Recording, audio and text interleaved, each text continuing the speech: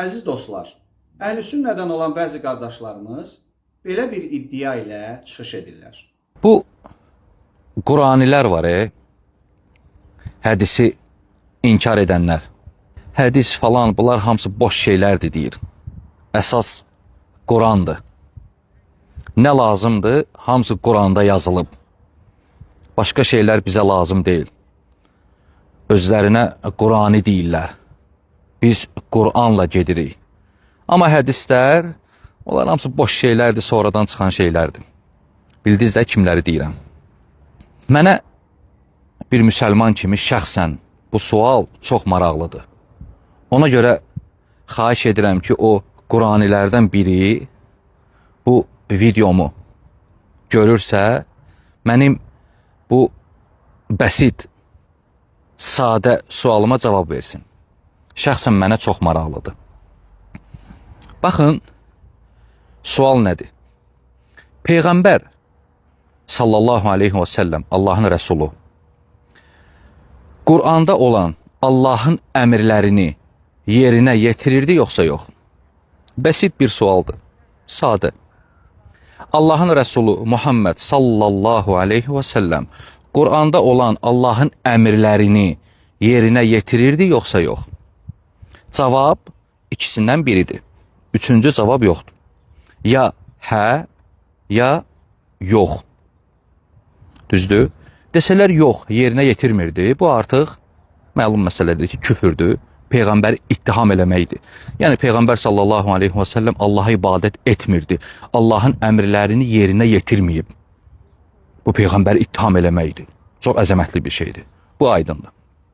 Desələr, bəli, yerinə yetirirdi. İndi mənə çox maraqlıdır şəxsən. Bəsit bir sual verirəm. Peyğəmbər sallallahu aleyhi və səlləm Quranda olan Allahın əmrlərini necə yerinə yetirirdi? Onu bizə deyin, biz də elə yerinə yetirək. Burada deyilənlərlə bağlı bir neçə məqama diqqət yetirək. Birinci məqam. Rəşad qardaşımız sualını Quranın əsas olduğunu və nə lazımdırsa Quranda olduğunu iddia edənlərə ünvanlayır. Əsas Qurandır. Nə lazımdır? Hamısı Quranda yazılıb. Bu iddiaya görə Quran bizə kifayət edir və başqa mənbələrə ehtiyac yoxdur.